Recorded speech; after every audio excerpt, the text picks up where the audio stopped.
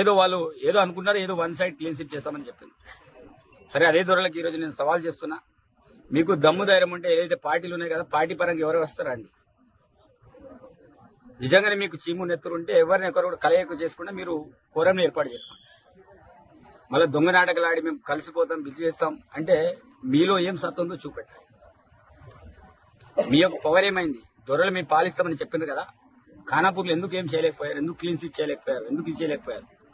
ఈరోజు మా సాయిద్ బేగం గారి చాలా మంది అదే అన్నారు. మేము ముందు నుంచి కూడా చెప్పినా, ఈ రోజు కూడా చెప్తున్నాం.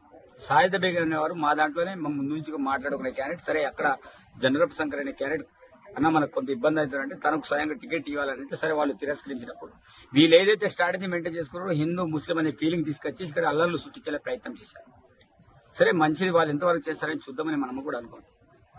కాబట్టి వాళ్ళు ఎక్కడైతే ఇప్పుడు నిన్న డెబిట్ లో ముందు కూడా పాల్గొనడం జరిగింది. ఈరోజు ఓటు పర్సెంటేజ్ అనేది విపరీతంగా పెరిగింది. ఈ రోజు బీజేపీ క్యాండిడేట్ గెలిచాడంటే అక్కడ బీఆర్ఎస్ ఓటింగ్ లేదు. ఎక్కడైతే బీఆర్ఎస్ గెలిచారో అక్కడ బీజేపీ ఓటింగ్ లేదు. ఎందుకు లేదు అంటే కారణం ఏంటిది? కలిసి పోటీ చేయడం వల్ల ఆ రకమైన పర్సెంటేజ్ వాళ్ళకి వచ్చింది. కాబట్టి మేము ఎక్కడ కూడా ఓలిపోలే. ప్రజాస్వామ్యం ఇచ్చే తీర్పుని మేము గౌరవిస్తాం. ఈ రోజు ఖానాపూర్ మున్సిపాలిటీ ఇచ్చిన ప్రజలైతే ఏది తీర్పుతారో 100% గౌరవిస్తున్నాం. ఇప్పటికీ చెప్తున్నాం, చైర్మన్ మావాడే, వైస్ చైర్మన్ మావాడే. ఇది బండ మీద రాసి పెట్టుకోవాల్సింది. నేనేమంటున్నా, మీరు అంత పెద్దగా సవాల్ విసిరారు కదా, పొడుస్తాం విడుస్తాం కదా, మీ కలయిక ఏంటిదో మాకు తెలిసిపోతుంది. రేపటికల్లా మీరు కలుస్తారా, లేకపోతే కలిసి ఈ యొక్క పురపాలక సంఘం యొక్క ప్రజలందరూ కూడా మోసం చేస్తారా? ఎటువైపు ఉంటారనేది వాళ్ళు ఆది నాయకులు ఆలోచించాలి.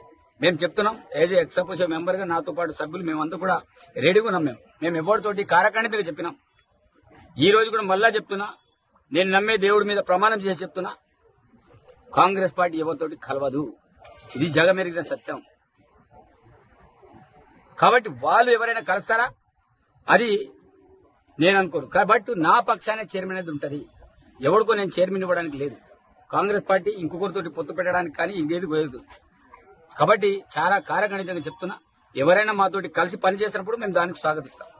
బట్ మాకే చైర్మన్ కావాలి, మాతోటి కలిసి మీతోటి మేము కలిసి పనిచేసేది ఏంటి? అధికారంలో కాంగ్రెస్ పార్టీ ఉంది, మేము అధికారంలో మేమున్నాం. ఎవరైనా మాతోటి కలిసి పనిచేస్తామంటే తప్పకుండా ప్రజల కోసం నేను దాన్ని స్వాగతిస్తాను. మీకు ఏమైనా డిమాండ్ వచ్చింది సార్ చైర్మన్ కావాలని? ఎవరైనా ఏది ఇక్కడ నుంచి మీరు ఇప్పుడు చెప్పారు కదా, చైర్మన్ విషయం నేను ఇంకా డిక్లేర్ చేయలేదు. అది నా డిసిషన్. ఏ రోజు బీఫామ్ సబ్మిట్ చేయాలో ఆ రోజు నేను బీఫామ్ సబ్మిట్ చేస్తా. ఎవడనేది ఒక సీల్ కవర్లు ఇచ్చేస్తా. అనుకున్నవాడే చైర్మన్ అవుతాడు. కాబట్టి ఆల్రెడీ ఇప్పుడు నేను డిక్లేర్ చేస్తున్నా, వైస్ చైర్మన్ గా సాయిద్ బేగం గారు డిక్లేర్ చేస్తున్నా.